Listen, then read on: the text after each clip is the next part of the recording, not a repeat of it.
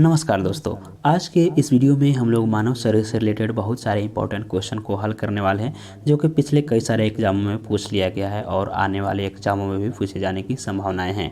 तो चलिए उन सभी प्रश्नों का हल करते हैं। उसके पहले आपसे एक छोटी सी रिक्वेस्ट, अब तक भी आपने सब्सक्राइब नहीं किया है तो नीचे दिख रही सब्सक्राइब वाली बटन पर क्लिक कीजिए और साथ में बेल आइकन को प्रेस करके नोटिफिकेशन को ऑल पर सेट कर लीजिएगा, ताकि आपको इसी तरह के लेटेस्ट अपडेट मिलती रहे। तो चलिए बात करते हैं आज के पहले प्रश्न की। तो पहला प्रश्न है जो कि है, मानव शरीर में जल की मात्रा क्या है, यानी कि एक स्वस्थ व्यक्ति के शरीर में जल की मात्रा कितनी होती है। तो इसके लिए आपके सामने जो चार ऑप्शन है उसमें से पहला ऑप्शन है 10%, दूसरा ऑप्शन है 20%, तीसरा ऑप्शन है 5% और जो चौथा ऑप्शन है वो है 80%। तो आप बताइए इसका सही जवाब क्या होगा, यानी एक स्वस्थ व्यक्ति के शरीर में जल की मात्रा कितनी होती है।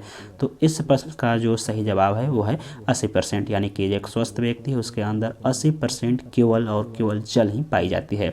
चलिए बढ़ते हैं अगले प्रश्न की ओर, जहां पर पूछा जा रहा है कि मनुष्य का सामान्य तापक्रम लगभग कितना होता है। इसके लिए चार ऑप्शन है। ऑप्शन ए है आपको 98.6 डिग्री फ़ारेनहाइट, वहीं जो ऑप्शन बी है वो है 98 डिग्री सेल्सियस, वहीं जो ऑप्शन सी है वो है 68 डिग्री फ़ारेनहाइट, वहीं जो ऑप्शन डी है वो है 66 डिग्री फ़ारेनहाइट। यानी कि आपको तीन ऑप्शन फ़ारेनहाइट में दिए गए और एक ऑप्शन जो भी है वो सेल्सियस में दिया गया है। तो आपको इसका सही जवाब देना है।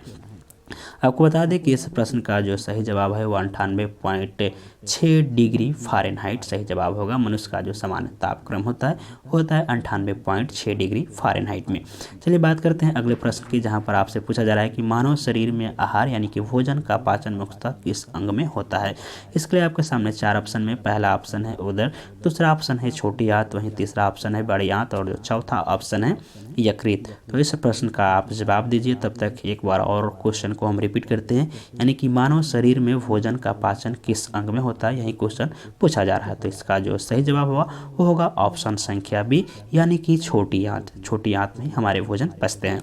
चलिए बात करते हैं अगले और चौथे क्वेश्चन की, जहां पर आपसे पूछा जा रहा है कि मनुष्य में लोहा किससे प्राप्त होता है, यानी कि मानव शरीर में जो लोहा यानी कि आयरन की मात्रा है वो किस से प्राप्त होता है। नीचे जो ऑप्शन दिया जा रहा है उसमें से आपको चूज करना है। इसके लिए आपके सामने जो ऑप्शन है वो पनीर है, दूसरा ऑप्शन पालक है, तीसरा ऑप्शन मछली है, वहीं जो चौथा ऑप्शन है वो दूध है।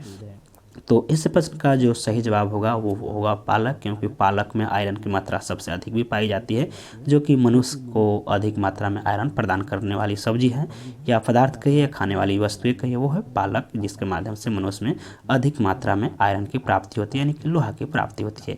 चलिए बढ़ते हैं अगले और पांचवें क्वेश्चन की, जहाँ पर बात की जा रही है कि मानव शरीर में सबसे प्रचुर मात्रा में पाया जाने वाला तत्व कौन से है, यानी कि एक स्वस्थ व्यक्ति की जो शरीर में सबसे अधिक मात्रा में पाया जाने वाला वो तत्व कौन से है। जिसके लिए आपके सामने चार ऑप्शन है, जिसमें पहला ऑप्शन है कार्बन, दूसरा ऑप्शन है कैल्शियम, तीसरा ऑप्शन है नाइट्रोजन और जो चौथा ऑप्शन है वो है ऑक्सीजन।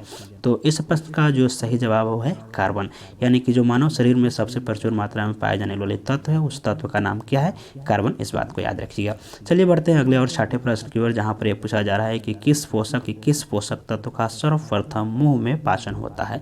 इसके लिए आपके सामने पहला ऑप्शन है प्रोटीन, दूसरा ऑप्शन है कार्बोहाइड्रेट, तीसरा ऑप्शन है वसा, वहीं जो चौथा ऑप्शन है वो है विटामिन। तो इस प्रश्न का फटाफट सही जवाब दीजिए, तब तक हम आपको सही जवाब ढूंढ रहे हैं कि इसका जवाब क्या होना चाहिए। जहाँ दोस्तों इस प्रश्न का जो सही जवाब कार्बोहाइड्रेट है, जिसका शरीर में सर्वप्रथम पाचन हो जाता है, मुंह में ही पाचन क्रिया संपन्न होने लगती है।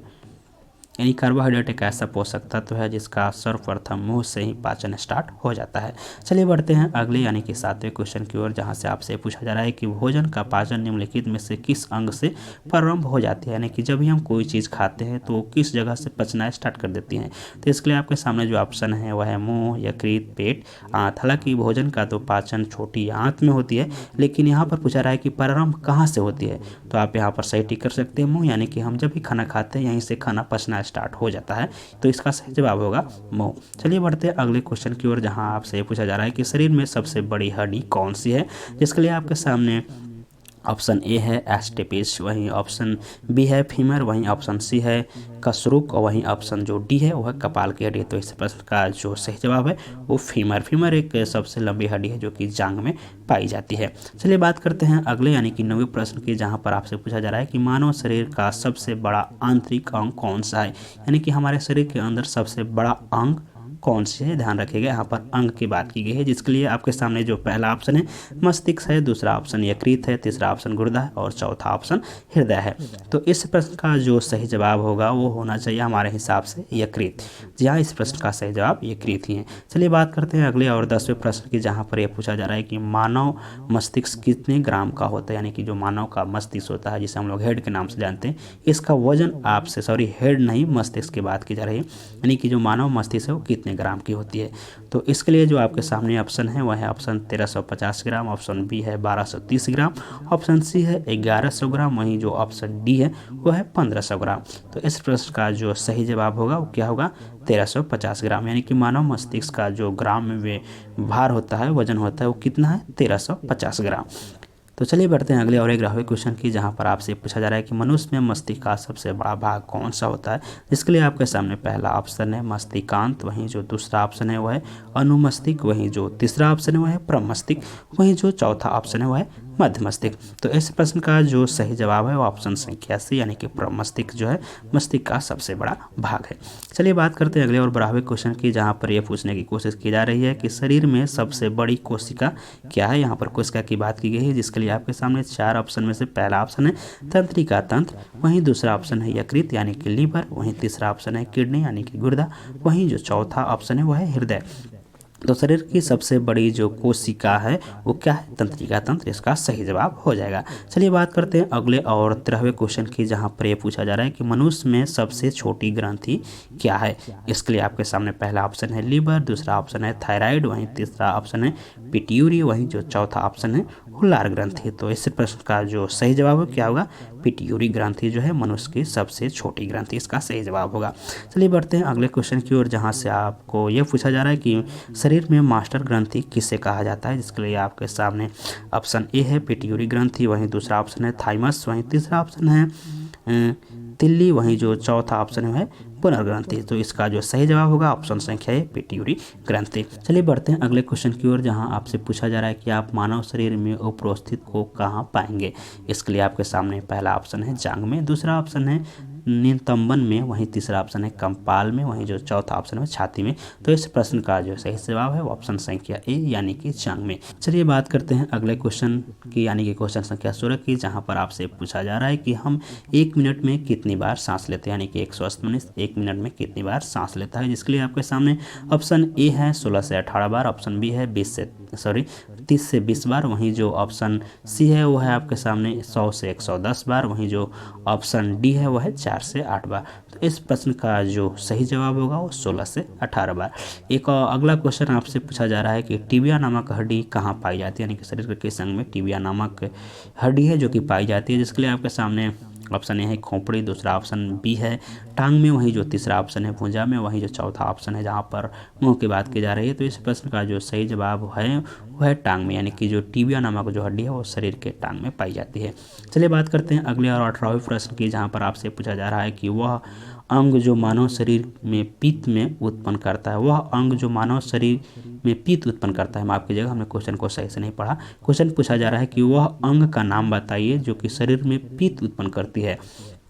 तो इसके लिए आपके सामने ऑप्शन है पित्ताशय, वहीं दूसरा ऑप्शन है यकृत, तीसरा ऑप्शन है गुर्दा और चौथा ऑप्शन है ग्रासनली। तो इस प्रश्न का जो सही जवाब है वो क्या है, यकृत, यानी कि यकृत में पित्त का उत्पन्न होता है। चलिए बात करते हैं अगले और 19वें क्वेश्चन की, जहां पर आपसे पूछा जा रहा है कि ऑप्थॉल्मिक संबंधित हैं। ऑप्थॉल्मिक एक वर्ड है जो कि आपसे पूछा जा रहा है कि किससे संबंधित है। जिसके लिए आपके सामने ऑप्शन ए है नाक से, ऑप्शन बी है मुंह से, ऑप्शन सी है जीभ से, वहीं ऑप्शन डी है आंख से। तो इसका जो सही जवाब होगा वो होगा ऑप्शन डी यानी कि आंख से।